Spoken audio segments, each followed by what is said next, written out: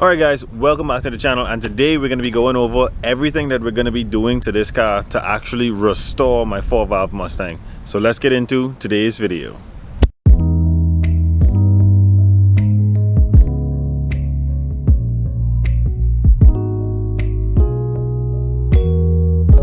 Alright, so pretty much what I mean by restoring this vehicle, we all know that we got this as a rolling chassis. This was one of those cars that went underwater in one of the hurricanes that hit our island. So it came to me extremely rusty, extremely broken up, but it was still a roller. Still had all the wheels on it, still was able to roll like the name states, it's a roller. So what we're gonna do, all the holes in the chassis, I'm gonna be patching them up myself. We're gonna be fixing the way that the wire harness was ran. It was just temporary. Like I said, the full setup that we had in this at the beginning was extremely temporary, and now we're gonna go and clean everything up. We're gonna be putting a roll cage in this thing. We're gonna do fuel pump upgrade, regulator, fuel pressure regulator upgrade. I'm actually gonna be swapping out the stock harness and computer. Not stock harness, this is a Ron Francis wire and harness with the stock computer, but I'm going to be swapping from using a stock computer to a standalone ECU in probably the next few months or so. But first steps to this rebuild or remake of this 4-valve 4.6 liter build is that we're going to get the motor back in and get a transmission or the gearbox rebuilt, put that back in. We want to get it driving again, and then we're going to slowly but surely buy all of these pieces to make it a much nicer build. Alright, so this is the outside. Like all of you might know, the firewall had to be massaged in the back right there for the Gen 1 intake manifold to sit, but in the very near future I'm going to be sanding down this entire engine bay and priming it and painting it. I'm not sure what color I'm going to paint it just yet, but that's one of the upgrades we're going to be doing. And if we move on the inside, you can see we had the wire harness not really cut to the proper length. We just had it balled up because, like I said, I knew that it wasn't going to be in the final version of it. We got the factory ECU, we got holes in the back where you could completely see the fuel tank. We got some holes in the front here where you can see straight through the car. So I'm going to be patching up all this stuff, all of this bent, torn metal. We're going to be fixing all of that. The wire harness I'm most likely going to run on one side. I'm probably going to bring it all over to this side and just extend the wires, open up the loom again and extend the wires where they can actually reach to their proper places in the front of the vehicle. I'm also most likely going to redo some of those switches and that oil gauge. All of this is just, it's going to look much nicer when we redo it. And someone that actually watches my videos and we talk a good amount on Instagram actually put me on to the cloth tape that is going to secure my wire harness instead of all of this electrical tape. So I'm going to be taking all of that electrical tape off, and we're going to be using cloth tape to redo the wire harness. Much cleaner look, and it lasts much longer.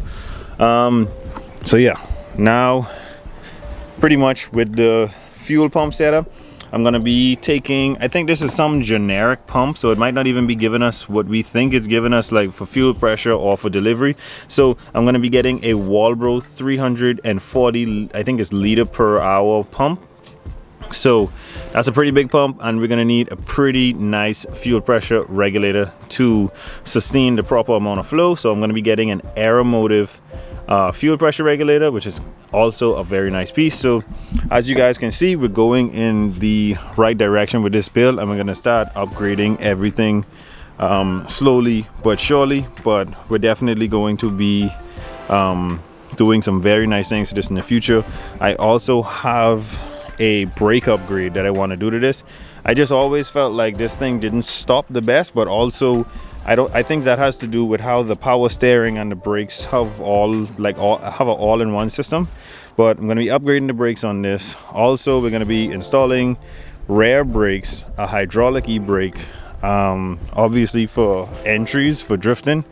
But there's a lot of upgrades that is going to be done to this thing. But before we actually start dumping tons of money into it, there are some smaller things that we're going to fix up, and we're going to continue to drive it. But biggest thing is I want to get that roll cage in, just so we can be safe while we're doing this.